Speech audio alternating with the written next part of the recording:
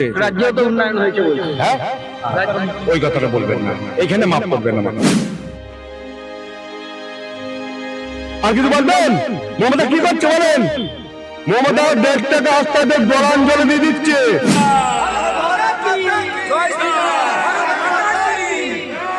মমতা বানানোর সময় শিক্ষা ব্যবস্থাটাই শেষ করে দিয়েছে। কমার্শিয়াল গ্যাসের দাম বেড়ে যাওয়া, এটা তো একটা ইস্যু। সাধারণ মানুষের কাছে একটা দাম বৃদ্ধি, 50 টাকা দাম বৃদ্ধি একটা তো ইস্যু। এইটাকে কিভাবে দেখছেন? না দেখুন, এই জিনিসগুলো তো যে কোনো ক্ষেত্রে এই জিনিসগুলো তো আমি যখন সরকারি লেভেলে নিচ্ছি সেখানে তো আমার টাকা 1 টাকা বেশি নিচ্ছে। সরকার যখন বিদেশ থেকে মালটা আনছে এটা তো আমাদের দেশি উৎপাদিত জিনিস নাই, সুতরাং বাইরে থেকে যখন তার কষ্ট বাড়তে পারে বা সেখানে বাড়তে পারে, সুতরাং এখান থেকে সরকার যতটুকু নেওয়া ততটুকু, তার থেকে তো বেশি নিচ্ছে না।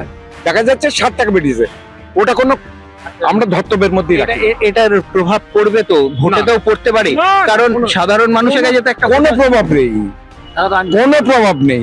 এটা কিছুটা হলে দেখা যাচ্ছে শহর ভিত্তিক, কিছুটা হলে আমরা গ্রাম ভিত্তিক, আমরা যেমন আপনি গ্যাস থাকলেও না থাকলেও আমাদের কোনো প্রবলেম নেই, তার জন্য বিকল্প জ্বালানি আছে। কিন্তু শহরের দাম 100 টাকা হলে বিজেপি জিতবে। গ্যাসের দাম যদি 100 টাকা বৃদ্ধি পায় তাও বিজেপি জিতবে। হ্যাঁ অবশ্যই, এ বলার কোনো কারণ নেই। আমরা জানি যে ভারতবর্ষকে আমার দীর্ঘ 67 বছরের জীবনে মোদিজি দীর্ঘ 15 বছর যে উন্নয়নের জোয়ার দেখিয়ে দিয়ে গেছে। রাজ্যেও তো উন্নয়ন হয়েছে বলছে। হ্যাঁ, ওই কথাটা বলবেন না, এখানে মাফ করবেন আমাকে। কারণ যদি উন্নয়নের কথা বল, উন্নয়নটা কি?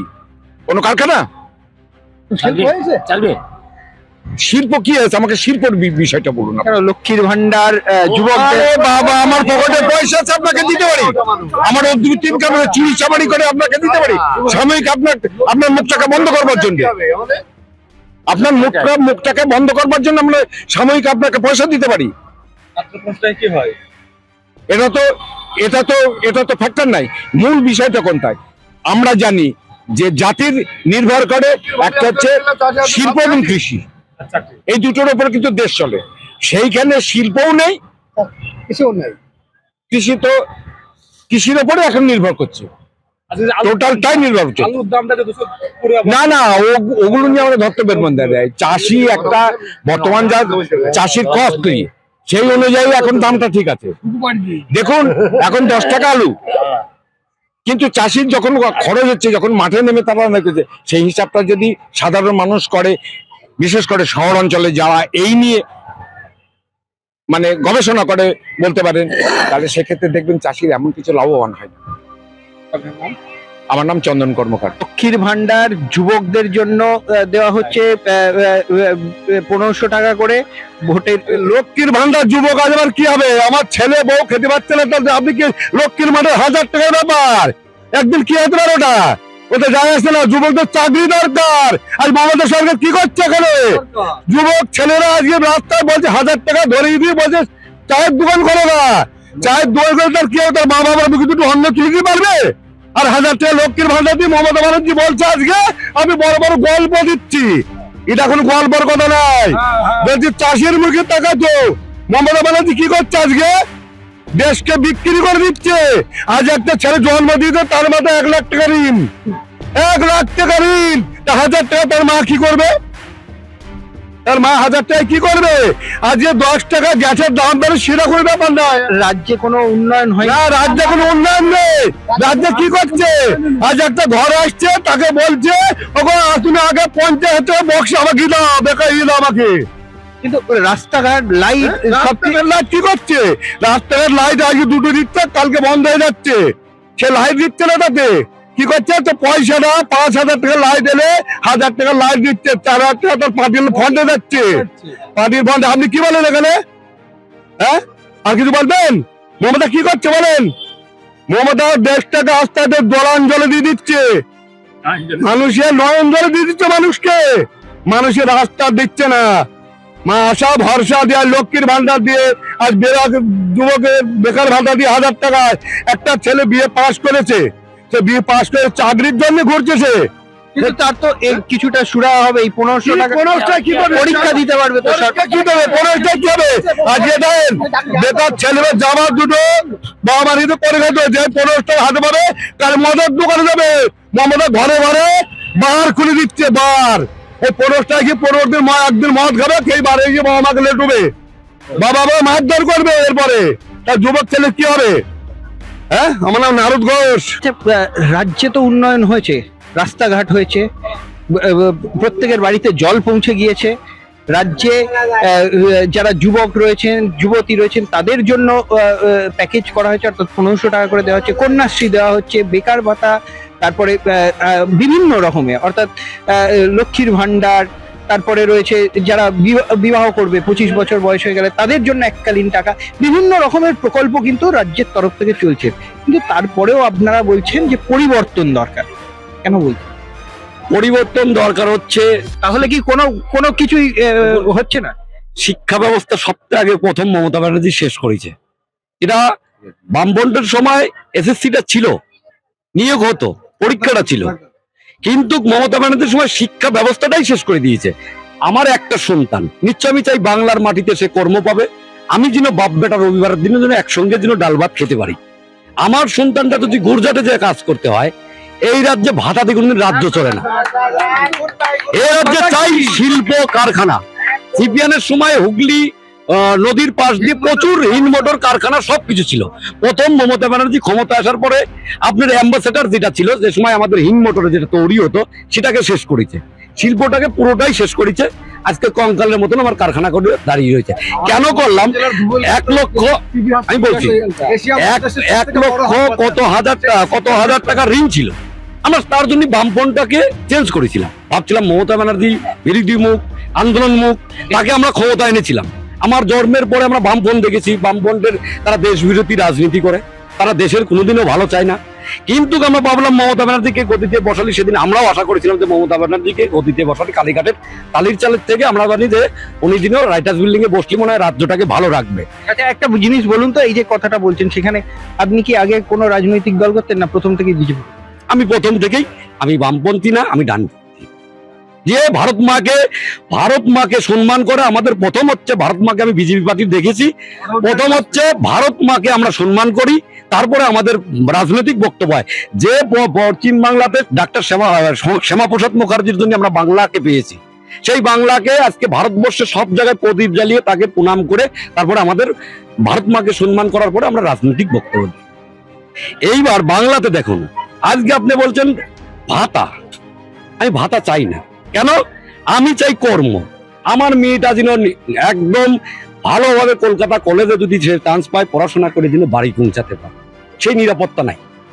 আজকে ধর্ষণ, আজকে সবকিছু তিনি বলছে গটাপ কেস।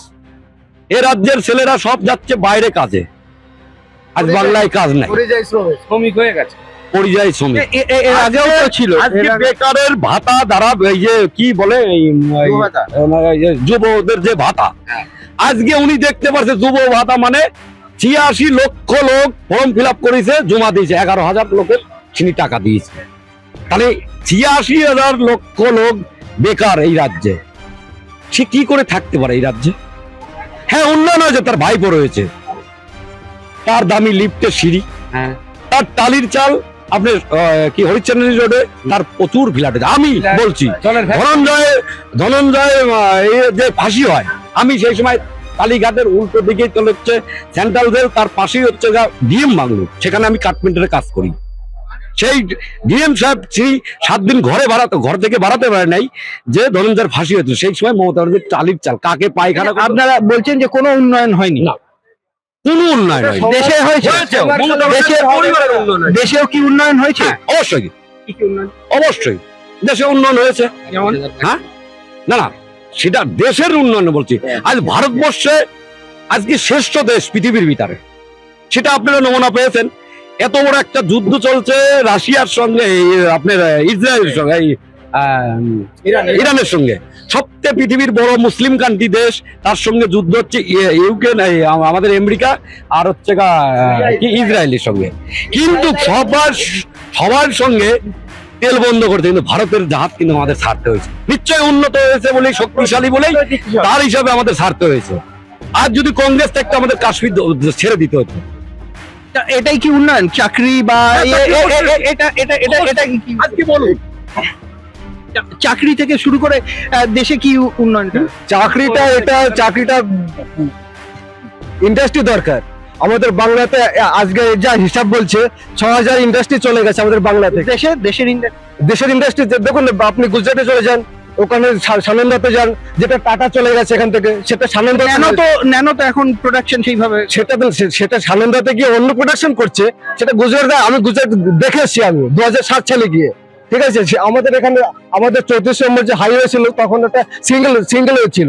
যখন 2007 সালে যায় তখন আমি ওখানে 4 লেনে 6 লেনের রোড দেখি। তাহলে ওই সেটাও তো রাজ্য একটা, আমাদের অঙ্গরাজ্য। আমাদের বাংলা কেন তখন আমাদের এখানে রোডটা কেন সিঙ্গেল হয়েছিল? সেটা এখন হচ্ছে, এখন তো উন্নয়ন হচ্ছে। এখন যেটা হচ্ছে সেটা সময়ের কালে হচ্ছে।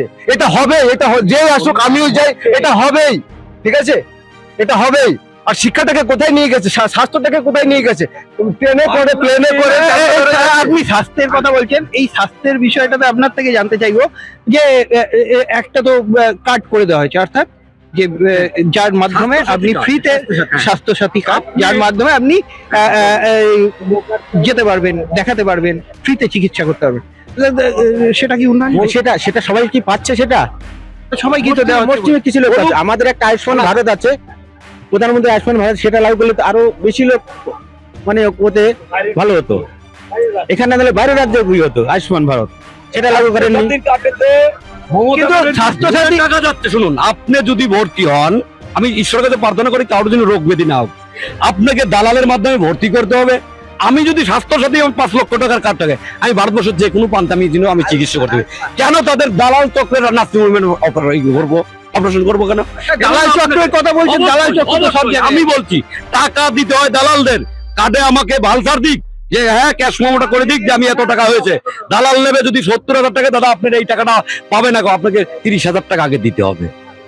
আর আমি যদি সরকার টাকা দেবে, আমি ভারতবর্ষের যে কোনো মানুষ চিকিৎসা করতে পারবো। কেন এই মমতা ব্যানার্জির কিছুটা নার্সিং আছে, তার কিনা সেখানে দেখা যাচ্ছে 10 আপনার হাত ভাঙবে, টাকা উঠিয়ে দেবে 2 লক্ষ টাকা। এবার মেনে নিলাম, তাহলে উন্নয়ন কিছু হয়নি বলছেন না, আপনার তিনজনেই সময়ের কালে এইটুকুনি হবে। যেই থাকুক, সেটা সিপিএম এর সময় ওটা আর এইটুকুনি হবেই। কিন্তু তার মধ্যে অনেক আমি বলছি মমতা ব্যানার্জি 2011 সালে আসলো, প্রথম পৌরসভাতে হলদিয়াতে লক্ষণ সেটের হারিয়ে শুভেন্দু অধিকারী জয় হয়। পার্থ চ্যাটার্জি নাকতলায় মোটা পাইপেন পরে আমি সেসময় বোস্টম ঘাটাতে কাজ করি। আমি ডানপন্থী লোক, বামপন্থী না। আমি কিন্তু বামপন্থীরা খারাপ, অবশ্যই সবথেকে খারাপ লাগতো, তারা দেশ বিরোধী। তার উন্নয়ন কিছুটা ছিল, আমি বলছি না যে খারাপ, কিন্তু সে দেশ বিরোধী। সে ভারত মাকেই সম্মান দিতে পারে না, তার সঙ্গে কিসের রাজনীতি? কিন্তু এই যে ভারত মাকে সম্মান দিতে পারে না, এই জায়গাতে তো আবার আপনাদের দিকেও আঙুল বলে যে সাভারকারের কথা তুলে ধরা হয়, বিভিন্ন কথা তুলে ধরা হয়, সেই জায়গাটাতে তাহলে তখন আপনার না। শুনুন, কে বলছে? মমতা ব্যানার্জি। প্রত্যেকেই তো বলছে সাভারকার অর্থাৎ গান্ধীকে যারা হত্যা করেছে তাদের বিরুদ্ধে আমরা, সে তো সবাই। অবশ্যই আপনি সমাজে ভালো লোক, আপনি দেশের জন্য খারাপ করছেন, তার জন্য হত্যা করতে হবে না। আমার দেশের জন্য যদি যে কেউ খারাপ করে, তার জন্য যদি কেউ ইনকাউন্টার নাদুরাম করে, তাকে আমি স্বাগতম জানাই, তাকে ওয়েলকাম জানাই। সেটা আমার দেশটাকে শেষ করে দিয়েছে। এই যে উন্নয়ন, এই জায়গাটা একটুখানি জানতে চাইবো যে এই যে উন্নয়নের কথা আপনারা সবাই বললেন। আচ্ছা, বাম জমানাকে যে 34 বছরে, তাকে আপনারা কত পয়েন্ট দেবেন? বাম জামানায় এবং তৃণমূল সরকার এখনো পর্যন্ত রাজ্যের ক্ষমতায়, তাদেরকে কত দেবেন? সিপিএম এর সময়ে শিক্ষার মান ছিল, তখন মানে যেসব কম্পিটিটিভ এক্সাম গুলো হতো সেগুলো হতো। কিন্তু তৃণমূল আসার পরে 2016 সালের পরে এখনো পর্যন্ত এসএসসি হয়নি। তারপরে 26,000 চাকরি চলে গেছে। 10-এর মধ্যে আপনারা বাম জমানাকে কত নম্বর দেবেন? ও 6, 6। আপনি 5। আপনি? আমি বাম জামানার 10-এর মধ্যে আমার ব্যক্তিগত মতে 4 পেতে পারে। আর আপনার তৃণমূল জামানাতে মাইনাস। আপনি আমি 0 দেবো বামফ্রন্টের। কেন দেবো সেটা বলছি আমি আপনাকে। বামফ্রন্টটা আপনার যে সময় ক্ষমতায় ছিল, আপনি দেখবেন সিটি শহরগুলো বামফ্রন্ট ক্ষমতায় আসেনি। কলকাতার পোপারটা আপনি রানাঘাটের মতন জায়গা বলুন, কৃষ্ণগড়ের মতন সিটি বলুন, বহরমপুরের মতন সিটি বলুন, মালদার মতন সিটি বলুন, শিলিগুড়িতে ছিল। এই শিলিগুড়িতে কেন ছিল? সেখানে আমাদের পূর্ব বাংলার লোক, মানুষ দিশেহারা হয়েছে। কংগ্রেস জমানার সময় এরা জমিদারদের দল ছিল, ও বংশ মানে ধনী ব্যক্তিদের দল ছিল। বামফ্রন্ট সেই সময় দেখলো যে গরিব মানুষের কিভাবে জায়গা দেওয়া যাবে। সেই আচ্ছা, জন্য তাহলে তৃণমূলকে কত দেবেন? এই তৃণমূলকে তো মাইনাস, মানে সেটা কি রাগ থেকে, হ্যাঁ রাগ থেকে নাকি? না, আমি পুরো অঙ্ক মিলিয়ে দিচ্ছি। ভোট দিয়েছে হ্যাঁ, 11 তৃণমূলকে আমরা ভোট দিয়েছি। প্রথম ভোট আমরা দিয়েছি। আমরাই ক্ষমতায় গেছি। আমরা ডানপন্থী, আমরা কখনো বামপন্থী ছিলাম না। ছিল না, ওই ভাইপো ছিল এই না। ভাইপো আমার তো 10 বছরের ছোট অভিষেক। কোন চিফ মিনিস্টার বলতে পারে যে 12টা বাজিয়ে দেবে, তা একটা কমিউনিটি যদি জেগে যায় না, তার 13টা বেজে তার যাবে। মানে তৃণমূলকে আপনারা এটা একটা ক্রিমিনাল করছে, পারে আপনারা সমর্থন উনি মুসলিমদের ক্রিমিনাল বানিয়ে দিল। আপনিও তো নাগরিক, বুঝতে পারছেন? এই বাংলার, আপনি কি এই কথাটাকে সমর্থন করেন যে একটা কমিউনিটি যদি জেগে যায় না 13টা বাজিয়ে দেবে? আপনার সত্যি কথা যদি বলতে পারেন তাহলে আপনারা শঙ্কু পান্ডের মতন হতে হবে। ওই ছেলেটা গরিব ঘরের ছেলে, আজকে সত্যি কথা মমতা ব্যানার্জি বুক খুলে বলেছিল। আপনি কেন ফাইল নিয়ে দিলেন যেদিন ইডি হচ্ছে ও এটার ঘরে ডিউটি ছিল, ও ফাইল নিয়ে দেওয়ার জন্য শঙ্কু পান্ডে কিন্তু ডাইরেক্ট মমতা ব্যানার্জিকে বলেছিল। তার জন্যই তাকে এতটাই সাজা হলো, সে বাধ্যতামূলক হলো আজকে একটা দলের সঙ্গে যুক্ত হতে হলো।